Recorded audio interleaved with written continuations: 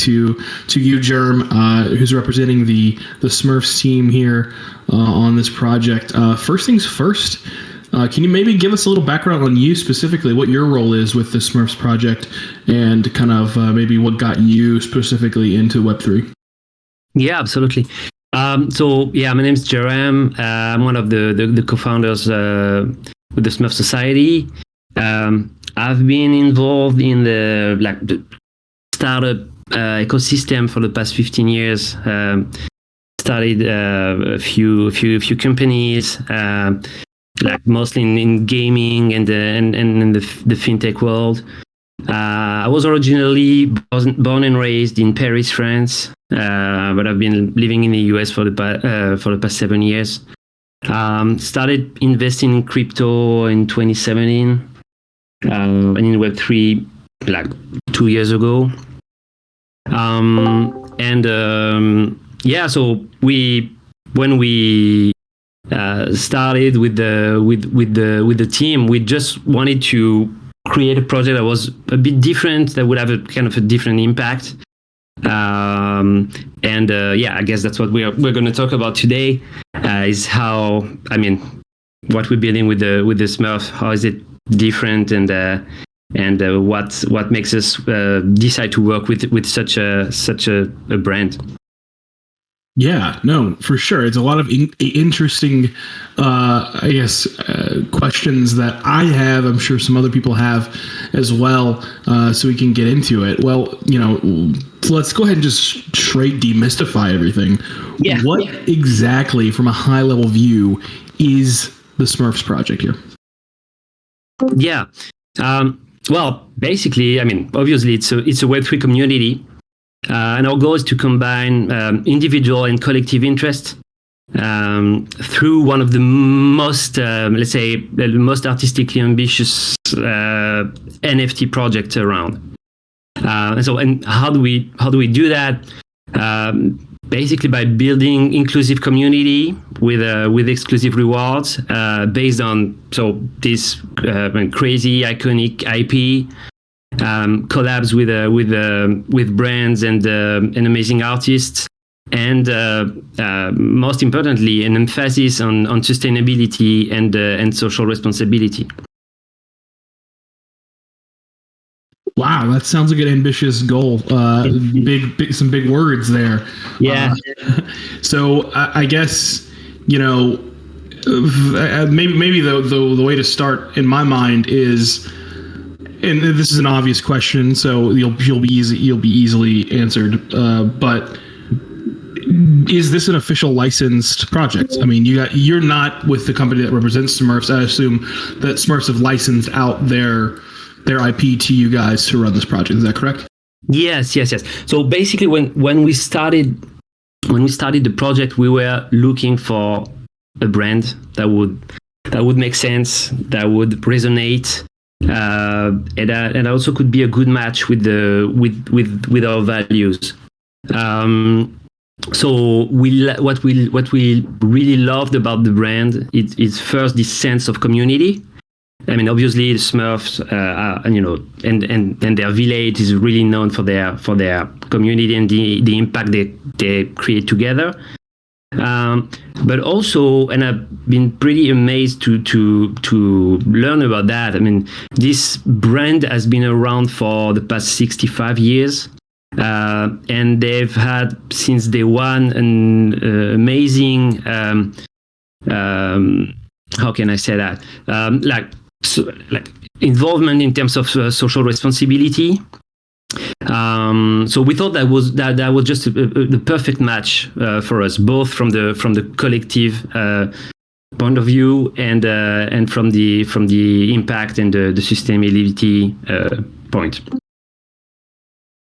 Okay, interesting. So one of the things that you mentioned is, artistically one of the best projects that's ever been out there.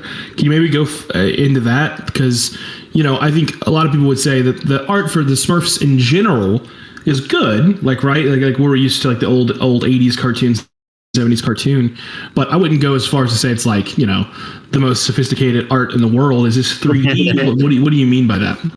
Yeah, no, absolutely. I mean, we all know these little blue characters, right? So our ambition since day one, and I should start by mentioning that one of the co-founders, Cedric, has been the art director for Daft Punk for the past 25 years. So we really started with an ambition to kind of renew the brand, give it a brand new look and feel. First, like from a technical standpoint, working in fully procedural 3D, but also through artistic collaboration with some of the most influential artists around, either like from the comic scene, sci-fi scene, street art and so on. Got it. Okay. Are you familiar with Bored Ape Yacht Club? I would hope so, right? Yeah. Are you guys hoping to start a war or a beef with them because one of the co-founders, his name is Gargamel? Yeah. Totally. Well, I mean, obviously, they. I'm in jest. I'm just kidding. Yeah. I mean, it's been pretty hard to it's been hard to reach out to him. There you go. I love that. But no. So let's talk more about the ambition of what the project is. Obviously, we got an overview, but how are we hoping to deliver some of those things in the community building that you mentioned? Can you maybe give us kind of maybe just run us through what the timeline is from mint on and how some of these rewards are going to be reaped? Yeah, so maybe we can start with a different part of the project, because obviously there's the mint, right, and there's the main PFP collection. Mint is coming spring, March, but actually we wanted to start it since our goal is to build a community. And to leverage kind of the collective intelligence. Our goal has always been from the start to launch a gamification platform that would kind of reinvent the process of Elo lists. So we launched back in December. We launched this fully on-chain game. That's basically a way to earn what we call access crystals, which are actually Elo lists with discounts through a fully on-chain game. And you said you've already launched the game? Yeah. So we launched it mid-December. And it was invite only token gated game. We launched it mid-December, and so far we've got 40,000 wallets connected, over 2 million on-chain transactions. So basically, how does that work? Is you can connect to the platform. So to play, you need to own a statuette, a Smurf statuette NFT. There's a whole narrative around the Smurf being turned into stone statuettes by Gargamel. And once you connect, you can claim NFT magic ingredients every day, collect them, kind of combine them to create magic potions. And there are hundreds or thousands of possibilities.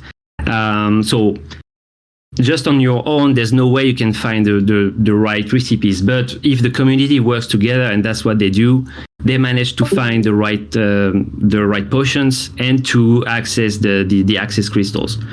So if you go and check on OpenSea, for instance, you can find three collections for now. It's on Polygon. One is the Smurf statuette. Second one is basically the ingredients and the potions. And the third one is the access crystals I was talking about. Okay, got it. So that's actually a really creative way to get people involved, because one of the things with a lot of these projects is like, how do we build a community? People will say, oh, on our roadmap, we're building this community. And I'm like, okay, well, how are you going to build a community when you don't even have a project up yet? But you guys launched a game that is collaborative, right? That people are trying to collaborate with as a community to get access crystals in order to receive the whitelist when this thing mints, right? Yeah, exactly. And also the way we launched the game was basically through a few partnerships. So we started with the Lens protocol community. I don't know if you guys are familiar with them, but it has a pretty huge impact on our game. We got like over 15,000 players in a couple of weeks. So we started with that, and then through iterations we added a few communities through partnerships to slowly increase increase the community, but like by and for us, or I would say our main goal was to really create some kind of community dynamic, we're pretty happy with that. So let's talk about so once the access crystals and the whitelist is established, we mint these things. Can you maybe give us more insight on traits and things like that? Yes. Yeah. So the collection, it's a 12,500 PFPs, and the one of the main specificities. I mean, obviously you all know that there are a lot of Smurf characters around, right? From Papa Smurf, the Smurfette, and like a whole bunch of other characters. So one of our main traits is the fact that there are different characters. So basically, if you look for an equivalent, if we look at Clonex, for instance, they have different DNAs. I forgot how many, like maybe 5 or 6 or 7. Here we have 200 different characters. So that's 200 completely different PFPs. So that's pretty much just like if we had 200 collections within the collection. And each of these characters are gonna get 50 different variants. And like in terms of variants, I mean, it goes from skin color to FX backgrounds to eye colors or accessories. So yeah, overall, a lot of diversity in terms of artistic creation. Everything is created internally with our studio in partnership with the IP. So in partnership with the Smurf, the team at the Smurfs, and some of the Smurfs characters are created and designed by famous artists. So, like for instance, one of my favorites is the one designed by Philippe Drouillet, like sci-fi legend, one of the inspiration to George Lucas and Ridley Scott. We have Jeremy Fall, Orlensky, and André, famous street artist. So they all get to design their own Smurf, and then our studio makes sure that everything is consistent in terms of style, in terms of 3D rendering and everything. Okay. Interesting. Very, very exciting stuff. So the one thing we've seen with a lot of companies taking on licenses of brands outside of Web3 and breaking into Web3, we've seen a lot of leveraging that really popular brand saying, oh, hey, it's, of course this is going to be a good investment, or not necessarily investment, but a good buy or mint because, it's this brand or it's X brand, it's Nike, it's Smurfs, it's Game of Thrones, right?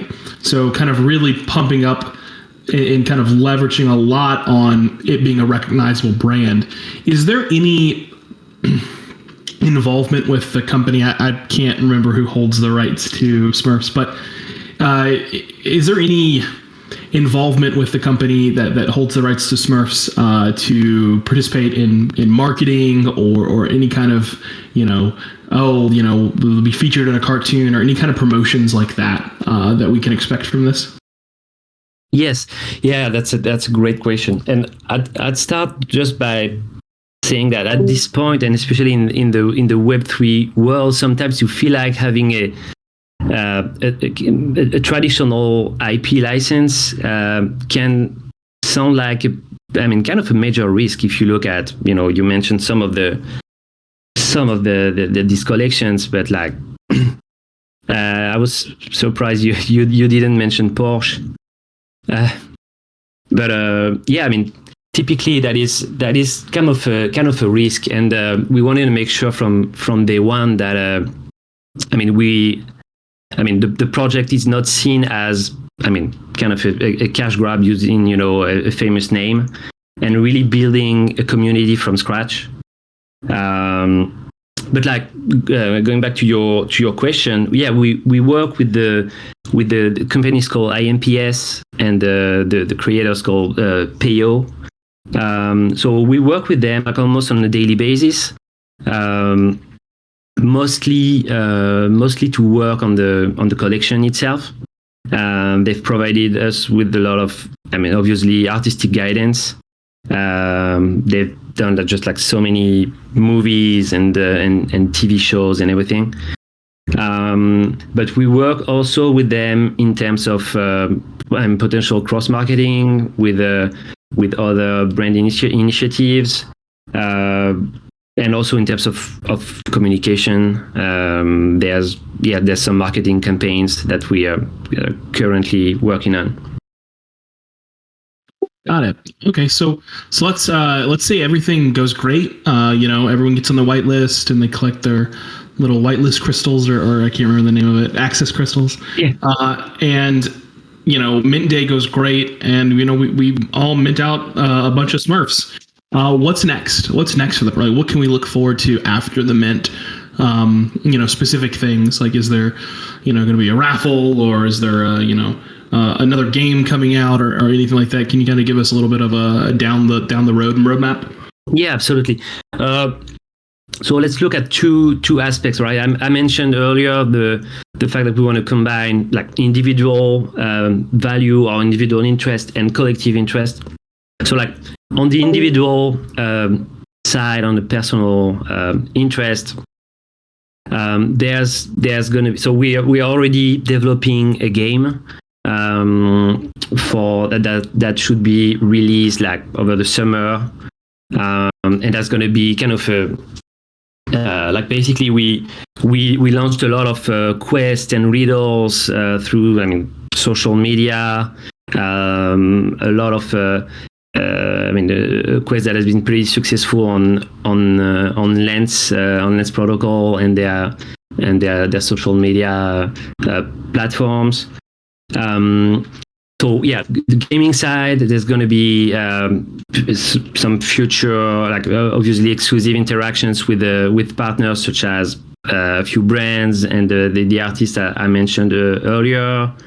Some like future drops and collabs, a bit like what you would see with on the artifact side. So that's for the individual interest, and on the more collective side, the part that's really focused on sustainability process. We're going to launch a DAO. Like I mentioned the fact that the Smurfs has this history of supporting sustainable initiatives and everything. So we're launching this DAO that will give an opportunity to all the people that own a Smurf to get involved in the process of sourcing and funding sustainable initiatives for the planet. Basically, what we are convinced of is that it is possible to make money, and if possible, make a lot of money on a personal side, and yet, be wanting to also make some impact on a more collective aspect.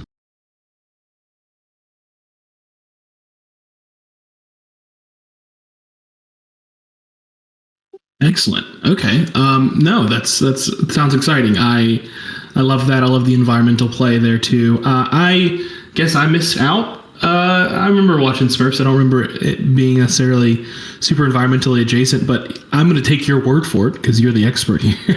It's been a long time. I haven't heard the theme song in a second, and it just hit me in the head. I started whistling it in my head while I'm sitting here on the call with you. That's funny. Well, this sounds awesome. I'm really excited that MVHQ has partnered with you guys again. We really look forward to some of these great partnerships with some of these large IPs that we've brought in, and Smurfs happens to be one of them. So we are very excited. Maybe give us something that we haven't brushed up on that you're excited about, or maybe kind of give us maybe a quick wrap up of exactly what everyone can expect, when they can expect it, dates and things like that, mint cost, and we'll go ahead and wrap this conversation up. Yeah, absolutely. So we haven't announced all the dates yet. That should happen while at the NFT Paris event in I think it's next week, actually, end of next week. But yeah, basically the mint process. I mentioned this. The fact that it's going to be a sequential mint with several waves.